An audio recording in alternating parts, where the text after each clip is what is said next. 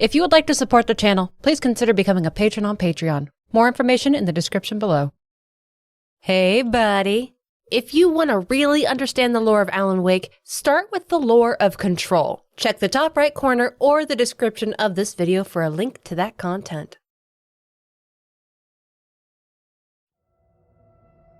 There's something odd about Cauldron Lake. Artistic minds are most influenced by it, yet they also held sway over something in it, as though an infernal thing was inside and they played the part of the archetype warlock. Best not to have dealings with the devil. But when the protagonist doesn't realize their power and the threshold that they're crossing when nearing a place like Cauldron Lake, it's difficult to blame them for their own ignorance. Look at it another way. If a writer spent their career crafting fables and stories as an escapist pastime for others, how are they supposed to react when they find themselves part of an impossible tale? Let's meet Thomas Zane, a man almost as difficultly mysterious as the astral plane itself, but he was a man of flesh and blood, one step closer to relatability than, say, the board. In his earlier life, Zane was described as being a not very happy man. He was a poet, a writer, and a successful one at that. There's not a lot of records about his life. After all, we're talking about maybe the 1950s or the 1960s. But we can pick up with Zane's life at the late 1960s. He went to live in a place called Bright Falls, Washington, very close to Cauldron Lake. While there, he met a woman named Barbara Jagger, and he was smitten. He fell head over heels for this beautiful gal, and for the first time in his life, he was happy. She was the missing piece in his puzzle. She was his best friend, his inspiration, his muse. When she was around, his words flowed, strong and sharp, and they were happy together. Now, another character enters the scene, a very important one that spends most of the story in the shadow, yet he will play a pivotal role. Emil Hartman. Hartman became an assistant to Thomas Zane when he was quite young, before he settled into his vocation as a psychiatrist later in life. And though Emil Hartman wasn't the creative type, he had a talent for words. Hartman knew that he lacked the imaginative spark that creatives had, but he was content acting as a producer of sorts. Now that we have our three main actors for what's to come, let's talk about the scene. Cauldron Lake specifically, because there was something in the lake. The Federal Bureau of Control would eventually come to call what was in the lake a threshold, a way into another dimension. Thresholds are created when the resonance of another dimension aligns with that of our dimension. So instead of things warping, changing, breaking, or being torn apart, they sort of align, and thus a threshold. It's best to not view a threshold like a door, though. Sometimes it is as easy as just walking through one to enter a different space, but in the case of Cauldron Lake, it was a bit more complicated than that.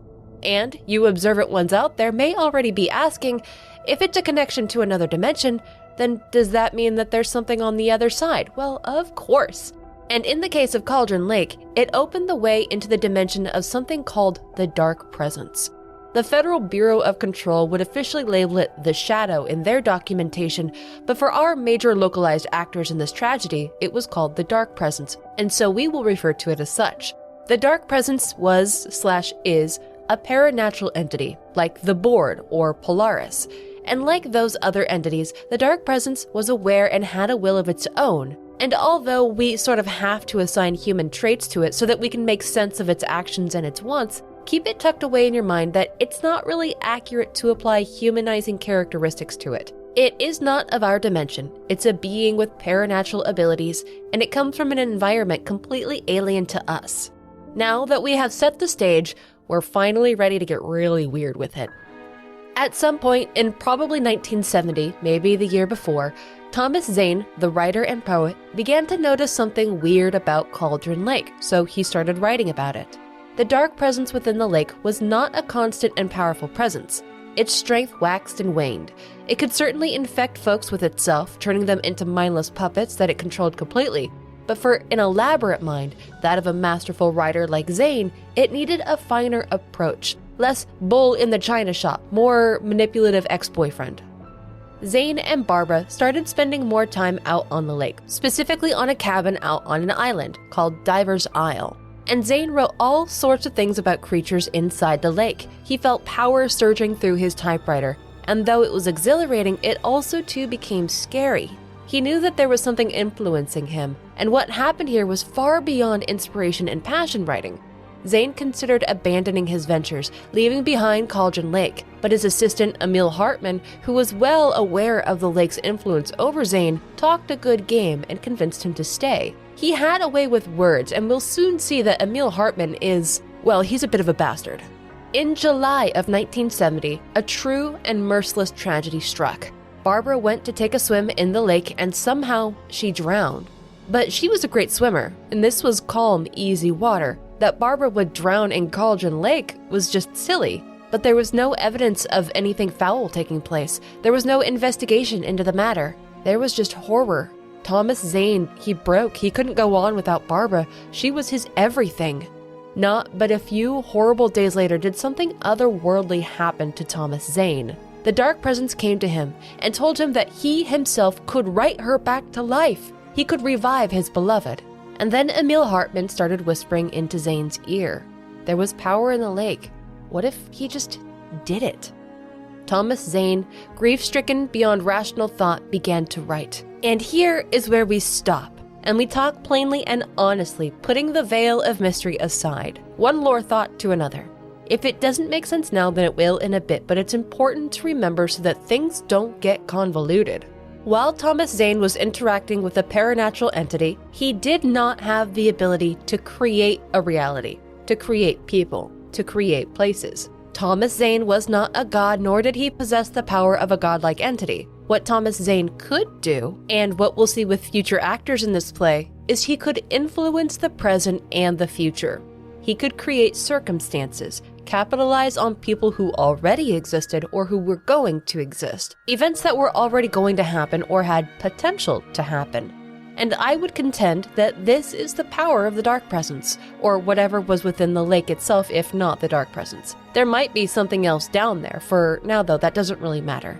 Something down there was able to influence particular human minds to not create reality, but to bend it, to influence it. Once he began writing, Thomas Zane became an enigma, because things go terribly awry, and Zane was not an imbecile or naive. The dark presence made the mistake of playing its hand out to the poet. And now that we know what Thomas Zane certainly was not capable of doing, let's talk about what he actually did.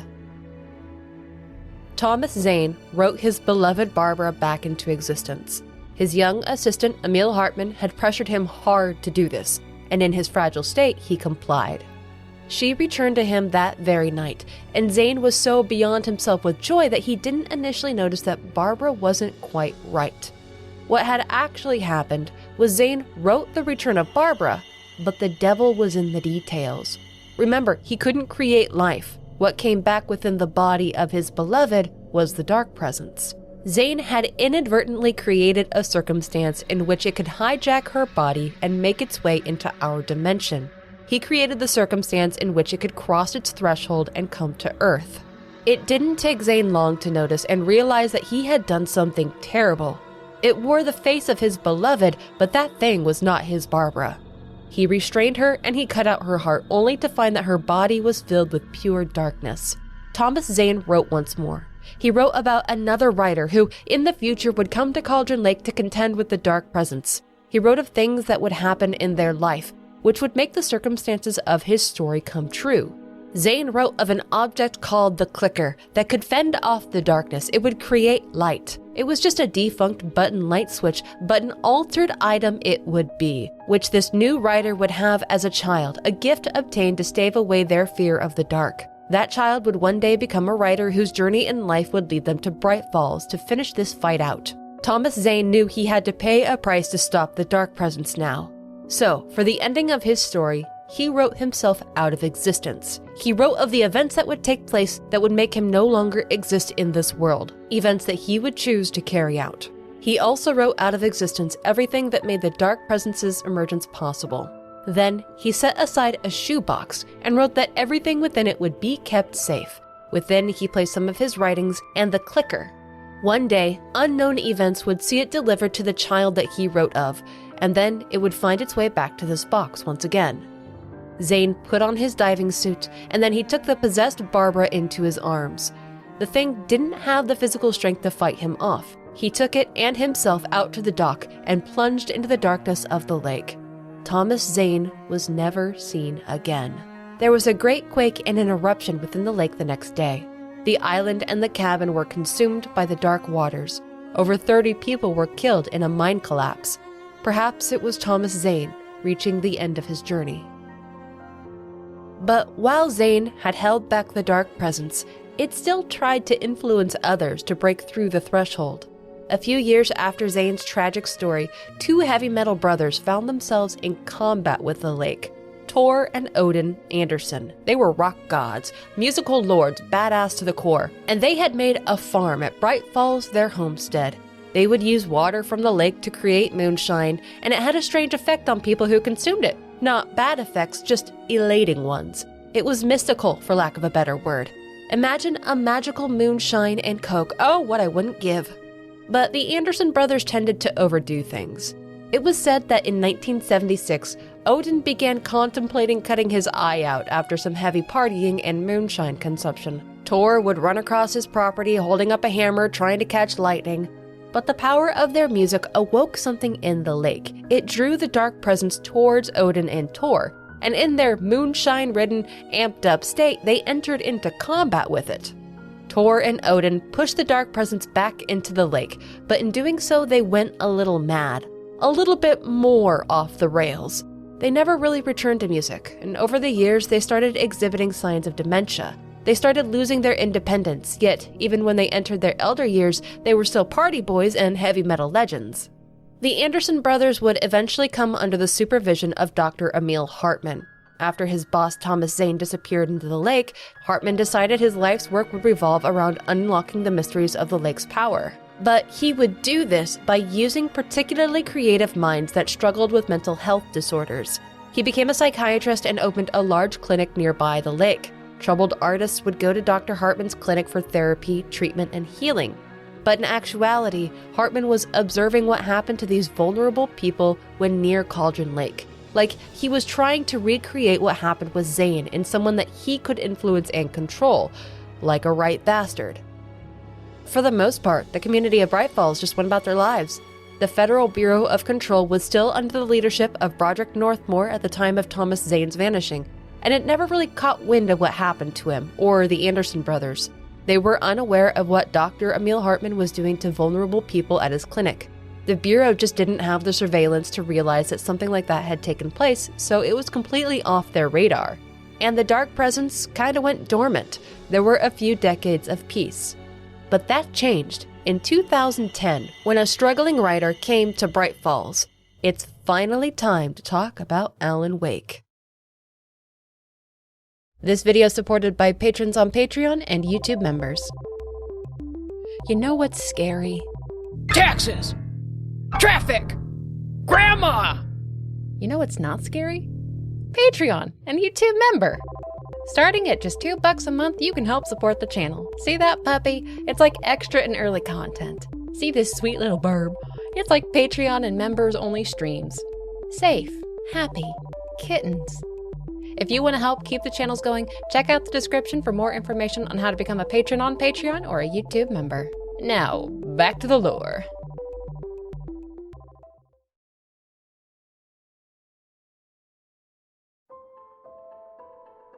Alan was born in 1978 in New York City. His mother raised him alone. He never knew his father. When he was a boy, Alan was afraid of the dark, like deeply frightened by it. His mother, Linda, gave little Alan a magical light switch that she called the clicker. Yes, the same one Thomas Zane wrote about. Linda told her boy that the little light switch would drive away the darkness and keep him safe. And from then on, Alan kept the clicker close and he was never afraid of the dark again. Alan Wake developed a talent for words, even when he was young. He also had a talent for getting himself into trouble. He was a bit of a hothead and honestly just sort of an asshole. His balancing force was his best friend, Barry Wheeler. Alan and Barry met when they were young. They were two weird peas in a dysfunctional pod. When Alan got a little older, he started writing and expressed interest in pursuing that as a career. His best bud, Barry, promised to help him out on his path, and eventually he became his manager and guiding star. Barry brought stability and logic to Alan's chaotic nature.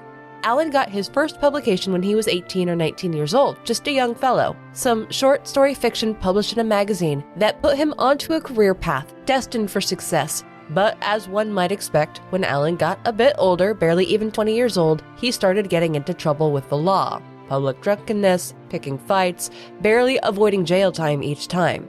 His first real break came when he landed a writing gig for a show called Night Springs. It was one part Twilight Zone, one part Welcome to Night Vale. The sort of media that would be a lot of fun to write for. But his career really skyrocketed when he started writing a mystery crime thriller series about a man named Alex Casey. Before the age of 30, Wake had written 5 novels, and they'd all sold like hotcakes. He was on top of the world, an international best-selling author time and time again.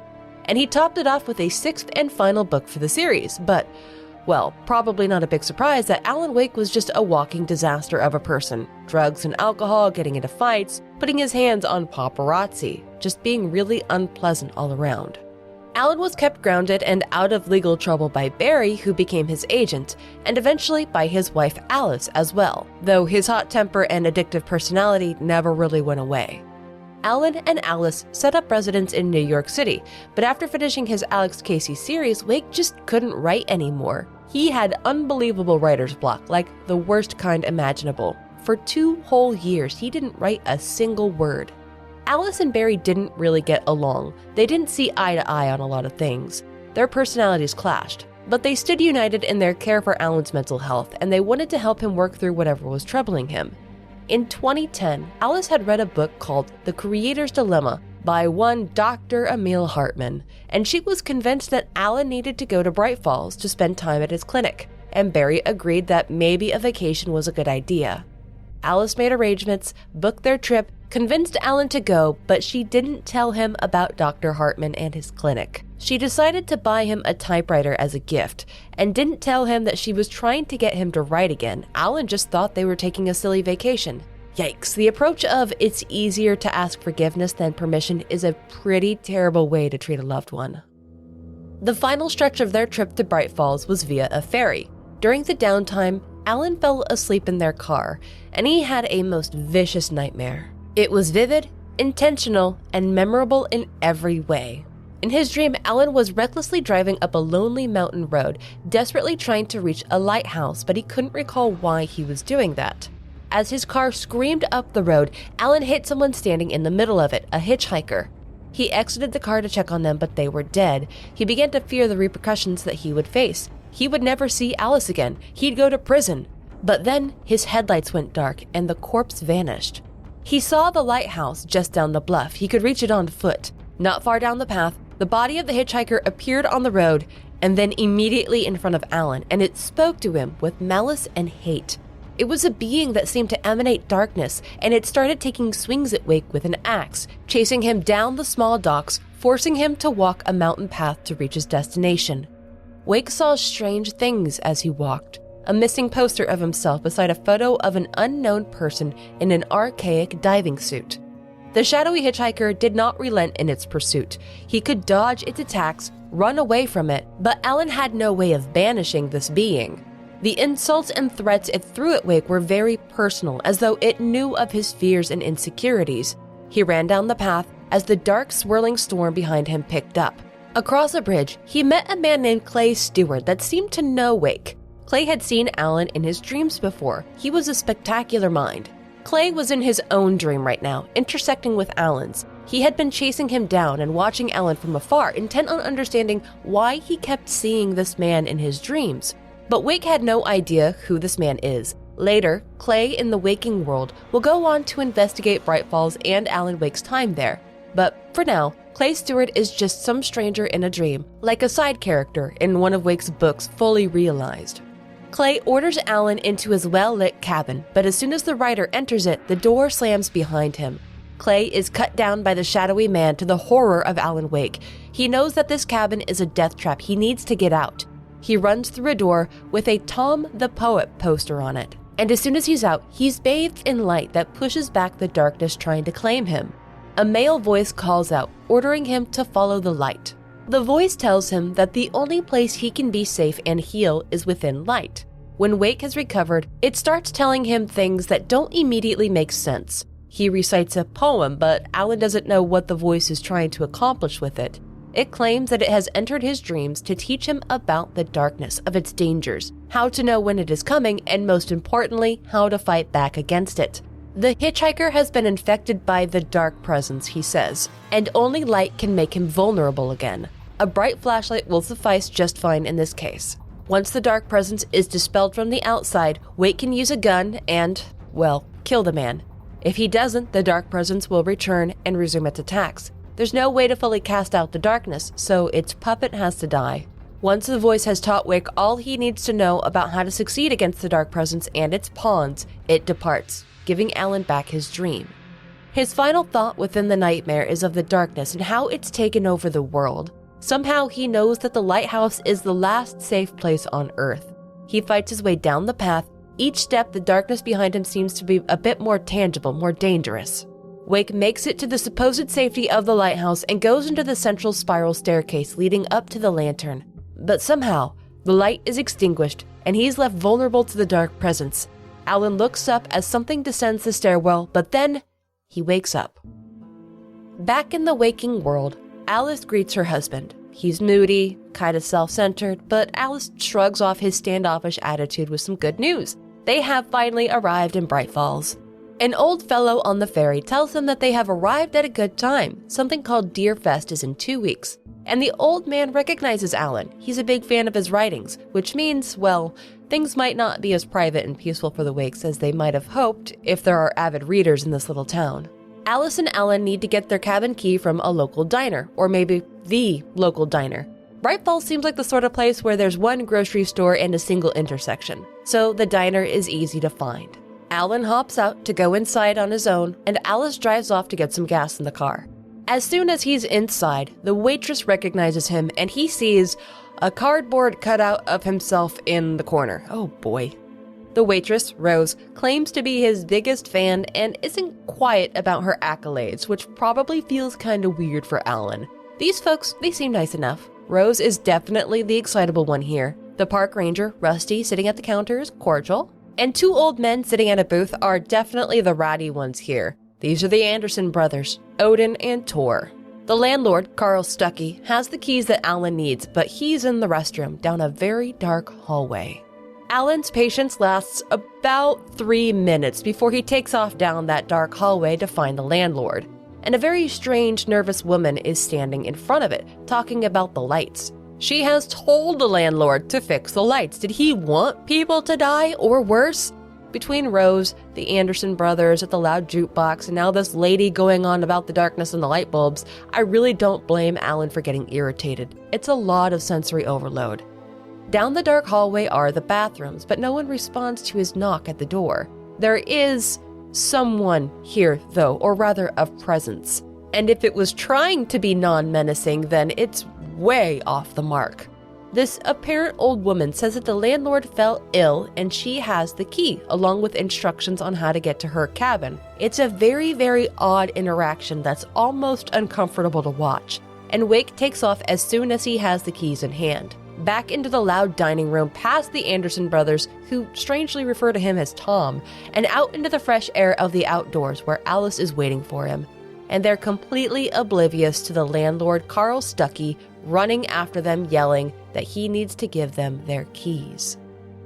On the drive out to the cabin that the lady in black gave them directions for, Alice starts telling Alan that this would be a great setting for a book. She's starting to push boundaries. The Wakes have no reason to be alarmed by the location of their cabin. It's a cabin out on a small island in Cauldron Lake, Diver's Isle it's called. Could be setting off alarm bells for you, but for Alan and Alice, it's just a beautiful vacation destination. Alice has an intense fear of darkness, and with the sun going down, they hurried up to the cabin to get their bags inside, get the generator going, and get the lights on. As Alan made his way throughout the cabin, he felt the oppressiveness of that nightmare he'd had returning. Once the cabin was ready and Alice was safely inside, Alan kind of started coming around to the idea of a vacation here. It was gorgeous and quiet, and he could really use some rest. Not have to think about or worry over his writing, just breathe for a while. Back upstairs, Alan makes the discovery. The typewriter. Surprise! Alice, where are your pants? And you see, this is why you don't withhold information from others or lie to them or try to force them into situations. As soon as Alice starts talking about the clinic and Dr. Hartman and writing, Alan completely blows up. Neither of them notice the lady in black appearing as soon as the lights flicker, and then he storms out. Remember, kids, when you try to manipulate others, paranatural entities will get involved, and you don't want the shadow people to get you, do you? So don't tell fibs. Alan goes outside, out into the darkness, where he knows that Alice will not try to follow him. But this episode of intense anger subsides into frustration, which fades once Alice begins to scream. The cabin goes dark and his wife is screaming bloody murder about something in it. The back door is wide open and the safety railing on the porch has been completely busted out. It's directly above the dark lake itself, and just below the surface of the water, Alan can see Alice being pulled under. Without a moment of hesitation, he plunges into the abyss after her. He has no idea what happened, how he got into a car wreck, why his head is bleeding. All he caught were flashes, but a week has passed by and he has no recollection of what he did. But we will not be so coy. Let's make sense of this so that we can understand what is about to happen. For 1 week, Alan Wake was afflicted by the power within the lake, the dark presence, just like Thomas Zane was. Alan wrote a manuscript for a story called Departure. Like Zane wrote for Barbara, Wake was writing a story that would bring Alice back. Unlike Barbara Jagger, though, Alice was not dead. The dark presence learned its lesson last time. It wouldn't kill its victim, it would use her as bait. In his stupor, he wrote about events that would take place soon, but he did it with a poignancy and an accuracy that not even Thomas Zane reached. Zane didn't even scratch the surface of it. Alan Wake does not create a reality, but he sees what's to come with terrifying accuracy, and it would be fair to call him clairvoyant in that regard. But what might be a better term for Alan Wake would be para-utilitarian, a prime candidate, much like Jesse and Dylan Faden, except Alan Wake did not have Polaris to protect him. He was caught completely unprepared, uneducated, completely blindsided, and at the mercy of a paranatural entity. This could spell doom for the world. But before the end, Alan realized what the dark presence was trying to do. He found a few of Thomas Zane's old books and he learned about what happened to him. He figured out what was going to happen to him if he didn't stop it, so he rewrote parts of his manuscript to challenge and halt the dark presence. He wrote that Thomas Zane, who was now a very weak being, would come to help him flee the cabin. He left his manuscript in the care of Thomas Zane, and then he bolted. He ran for it. He ran for the car, exhausted and nearly delirious. Once he was out, Zane began to prepare to play his part. He took the clicker and he took Alan Wake's writings. He would plant the pages of the manuscript all around Bright Falls, and he would show Alan bits of his time locked in the cabin through televisions. He would need to periodically appear to act as a guide for Wake's future actions, and the clicker would need to be kept someplace safe for the future as well. He had just the spot. Now, let's see what Alan Wake wrote.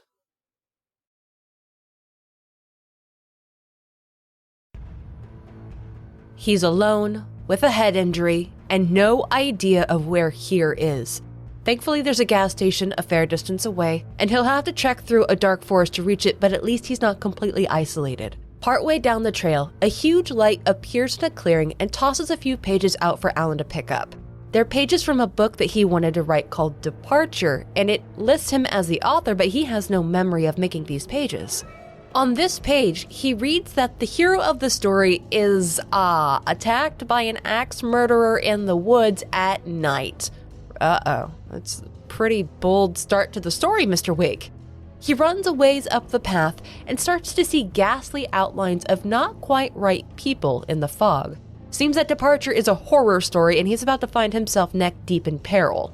He ends up at a lumber yard, and under normal circumstances, this would be a fortunate find. There might be people here, a phone, a way into town.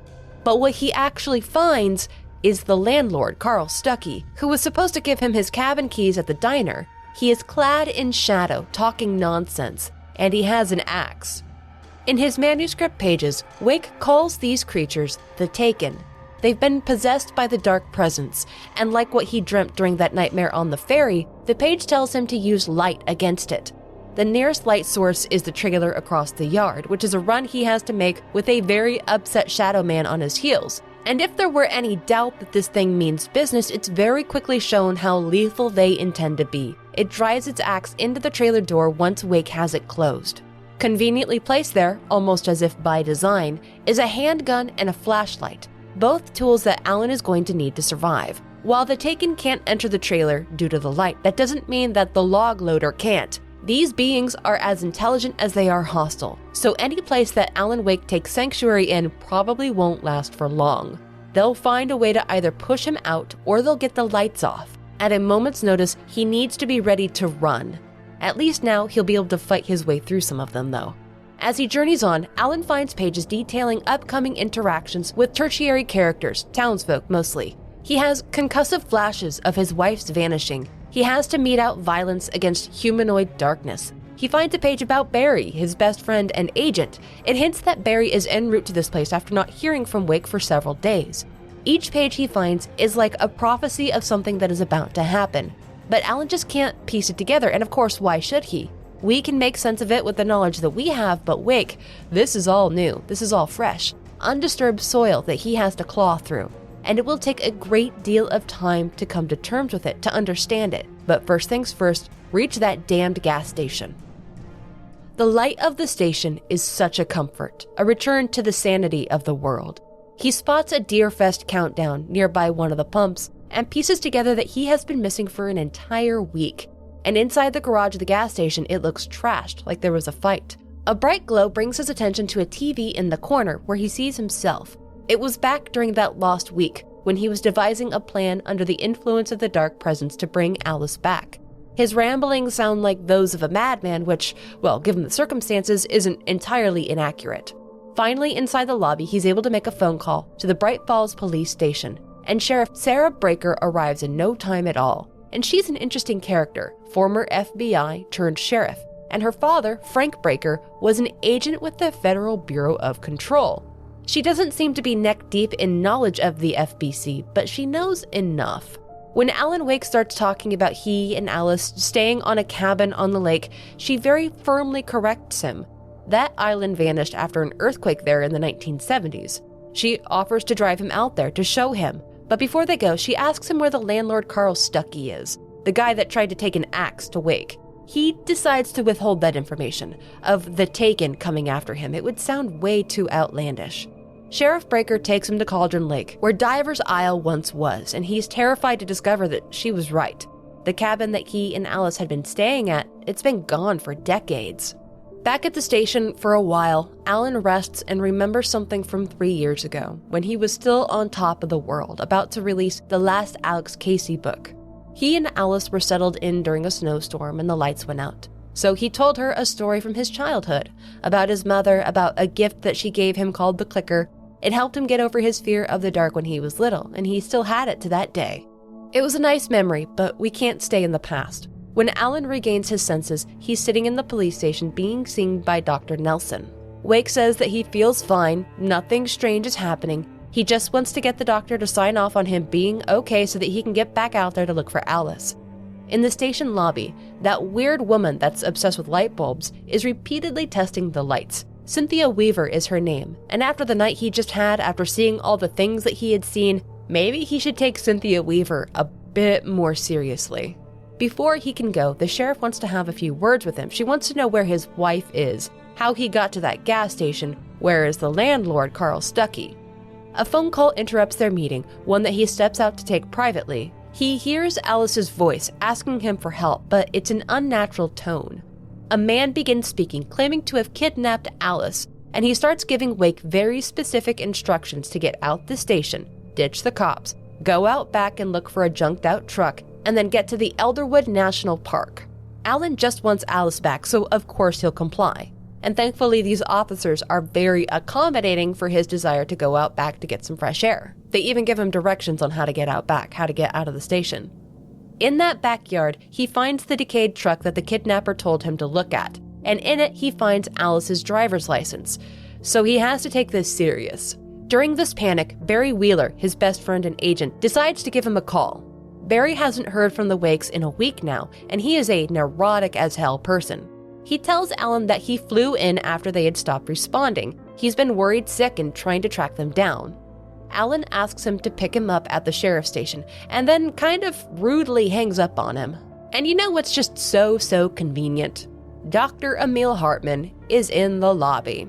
He's the guy that was once Thomas Zane's assistant, that pushed him into writing using the power of the lake, the asshole who has a clinic where he studies the impact of the lake on vulnerable artists with mental health problems. He's a real slime bag. He steps right up and he invites Alan Wake to stay at his lodge, but Alan remembers his name. Alice had contacted Hartman about helping Alan, and the nerve of this guy going behind his back and the smarmy look on his face is just so punchable. Thankfully, Barry, the real hero of this story, arrives on the scene to get Alan out of the station. Hartman says it's fine, the sheriff isn't going to arrest Alan Wake. Barry very quickly gets him out of the station and back onto the road. Alan tells Barry everything, every single thing that has happened to him. And Barry thinks that he is a little bit nuts, but the manuscript catches his attention. Alan has finally been writing again. That's good news. Never mind all the paranatural events and that Alan might have shot somebody. The duo get out to the national park and they decide to rent a cabin. But their arguments over what's happened during the last week continue on into the lobby. And Barry isn't wrong. Everything Alan is telling him sounds absolutely bonkers. He has a head injury, his wife is missing, he's not wanting to cooperate with the cops, he's mixing reality and fiction, and those are all really bad. But Wake refuses to back down. The kidnapper wanted to meet him at midnight at a very specific spot, and he intends to be there. And he will not get the cops involved. They get their cabin and continue to argue all day, deep into the night. Before Alan leaves, Barry asks how can he help, since apparently he can't change his mind about all this. And Alan relents a little bit. He tells Barry that if he's not back by sunup, then he has his blessing to call the cops. The meeting spot, Lover's Peak, is a short walk up a trail. He heads out alone with a flashlight and a handgun for protection. Manuscript pages crop up around the path, and they're as cryptic as they are enlightening. He gets insights into Barry's thinking, Rose and the park ranger Rusty's feelings for each other, but a highly concerning page tells us something attacking the visitor center and killing Rusty. Alan runs to the visitor center to warn Rusty, and once the dark presence appears, Alan's head starts to ache and he sees flashes of his typewriter, of Alice, of Thomas Zane, and then the gunshots begin. When he finally arrives, Alan finds a bloodbath in the visitor center, but Rusty is still barely alive. He tells Wake what happened, and it was just like something that he had read on a piece of paper, that Alan needs to get the lights on immediately. When he finds the breaker box, well, there's an accident. He's too late. He cannot get the lights back on. And then the awful, sad screams of Rusty resume. The dark presence and the Taken have returned to finish the job. At the visitor center, a hole has been punched through the wall. Rusty is gone. But Alan can hear him nearby, speaking nonsense, gibberish. Rusty has become one of the Taken, and Alan must now put him down. Another victim in this terrible ordeal. His last thoughts were of Rose, of how she made him feel young again. He would never have the chance to tell her about his feelings now. It's about this time that Barry starts seeing things. He starts witnessing what Alan had described to him, and he calls to ask just what the hell is going on. He's having a mini breakdown over the phone, and imagine you're in his shoes. Your best friend is jabbering on about how the impossible is happening, and then you actually witness it. Well, Barry is completely on board now, an ally to Wake, who so desperately needs one. But Barry can't help him right now. With each step, Alan is more isolated and the Taken are starting to chase him down. He finds a manuscript page which mentions a new name, Agent Nightingale, a drunkard FBI agent with a bad attitude and a hair trigger. But there's been no Agent Nightingale seen thus far, so it can wait for now. He has other things to prioritize. Near the top of the peak, Wake takes a tumble and is saved by a man with flares. He recognizes him from the ferry ride into town, which means that this must be the kidnapper. He's up here actively fighting off the Taken with powerful flares, and he is a viciously unfriendly guy. But Alan lost his gun during his tumble, so they kind of need each other's help to get through this trail. So he keeps his mouth shut for now. And these flares, they're a good idea. They're far more dangerous to the Taken than just the flashlight. When they have some breathing room, the man has a lot to say. He's far more educated on what's taking place than anyone Wake has spoken to before. His name is Mott, and Mott knows what's happening here is because Alan wrote something. and there's a very real risk of something terrible being released at the end of this. He wants the entire manuscript, every page of it, or he says he'll make Alice suffer. They have a tussle which ends in a fall and Alan taking possession of the firearm. But though Mott has lost control of this situation, he still has Alice. Therefore, Alan has to comply with him, bring him the manuscript or else. The problem being, Alan doesn't have the whole thing. He gave it to Thomas Zane. He decides that he needs Barry's help on this. He can't handle it alone. So he begins another long trek through the woods back to the cabin that they rented. The dark presence is starting to kick up debris around the mountain, even sending an old plane wreck careening down the hills. The Taken are growing in numbers and strength, and Barry calls him to let him know that now birds are swarming the cabin, like out of a Hitchcock film. Getting back to Barry quickly is going to require some wheels, so he starts commandeering any vehicles that he can find along the way. You know what's a powerful tool against the Taken? Headlights. Now we're playing with portals. At least until the roads become impassable from random debris and cars that the dark presence has been tossing around like volleyballs. The kidnapper Mott calls him again, reminding him that he wants the manuscript, but Alan has realized that there's no ending for it yet. He needs time to put everything together and to figure out how it should end. He asks for a week, but Mott says he can have 2 days. If he doesn't bring the finished manuscript to a nearby coal mine by noon 2 days from now, then Alice is presumably good as dead. Barry wasn't exaggerating about the whole bird thing. When Wake finally gets back, they're swarming around the cabin. But they're just creatures of darkness, just like the Taken, and they can be dispatched just like them. What makes them difficult is their mobility and their numbers, but handling them is just a matter of timing and patience. When the coast is clear, Barry opens the door for his friend and immediately apologizes for doubting him. He'll do whatever Alan needs to get this figured out, to get Alice back. In the morning, Barry goes into town to ask about the kidnapper to see if he can learn anything that will give them an edge. And while he does that, Alan tries to figure out an ending for the manuscript, but he just can't. He can't get a single word down. He doesn't fully understand what's happening. He's not near the lake, and there's so much of the story that he hasn't seen. If he messes anything up, the story will fall apart. Alice will die. Potentially, a lot of people will die. While in town, Barry gets a call from the diner waitress, Rose. In a weirdly dead voice, she tells Barry that she has found Wake's manuscript pages, and she asks if they can come to see her at the trailer park that she lives in outside of town. Barry doesn't suspect anything being amiss. He's too happy with Rose's news to bother asking any questions. But Rose is in dire straits. The woman in black has her under its control. Alan, however, is a bit perplexed on how she got the pages. He still goes along with it, goes with Barry to the trailer park, but he is skeptical. He's not so willing to buy that Rose is just a resourceful gal. Wake gets a call from the sheriff telling him that Agent Nightingale with the FBI would like to see him, and they're very intent on doing so. Based on the few pages that he's found mentioning that particular agent, well, this probably isn't a good development in the story, but Alan isn't going to dodge the police. He says that he'll go to the police station soon. As they walk towards Rose's trailer, Barry tells Alan about some of the things he's learned. This area is crazy. Disappearances, strange deaths, urban legends that all come true. It seems to be based around Cauldron Lake itself. And the park manager chimes in, telling them that local natives believe the lake held a doorway to the underworld, cough cough threshold. And Barry tells Wake about the poet Thomas Zane, that he once owned the island out on the lake. But none of Zane's writings seem to exist anymore, at least not that Barry could find. Alan had found a few of his books in a special shoebox, but that's really all that remained. They don't know it yet, but Zane wrote himself out of existence, save whatever was in that shoebox, so only traces of his life remain at the public archives. It was assumed that Zane died in 1970, when the earthquake took out the island on the lake. Nowadays, Zane's beloved Barbara Jagger was a boogeyman tale. She was called the Scratching Hag, and she'll steal away children in the dark, which is kind of a sad way to remember such a sweet soul. Turns out, Cynthia Weaver, that woman obsessed with light bulbs, has written a number of articles about the strange goings-ons in Bright Falls, about Zane, the lake itself, local mythos.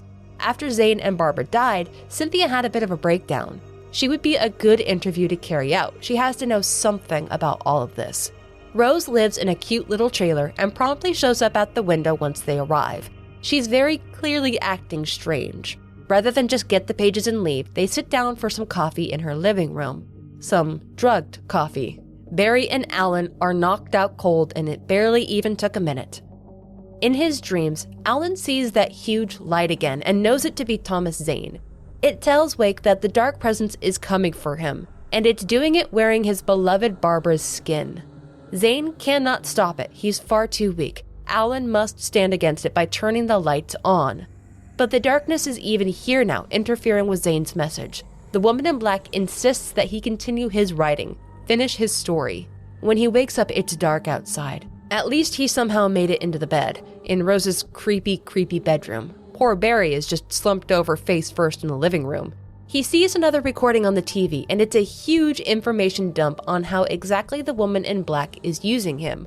While he was writing for that week, she kept forcing revisions. She would force herself into the story, less of him, more of her. She was going to get out through Alan Wake, but she was using Alice's salvation as a bargaining chip.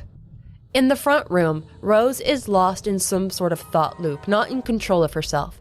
And Alan, he feels pity for her. None of this was her fault, he knows. She's a victim of it as well. Barry, meanwhile, is in his own sort of la-la land, so Alan departs to go get the car to find a way to get Barry into it as soon as possible.